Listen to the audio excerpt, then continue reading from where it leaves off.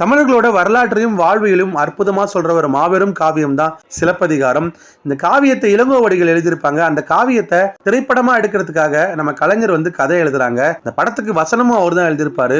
குறிப்பா இந்த படத்தோட அந்த இறுதி காட்சியில வர வசனங்கள் ஒவ்வொன்றும் ஒரு ஈட்டி எழுதுறது போல அவ்வளவு அற்புதமாகவும் ரொம்ப அழகா எழுதியிருப்பார் நம்ம கலைஞர். இதை பார்க்கும் போது நம்ம அப்படியே மெய் மறந்துடுவோம்.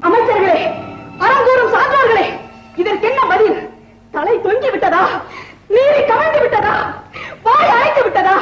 நெடுஞ்செழிய பாண்டியனின் ஆரம் மரம் திறன் அத்தனையும் மண்ணோடு மண்ணாக கலந்து விட்டதா? ஐயோ, ஏன் இந்த வாட்டம்? தமிழகம் சிரிக்கிறது பாண்டியா, நீ தலை உடைந்து நிற்பதை பார்த்து.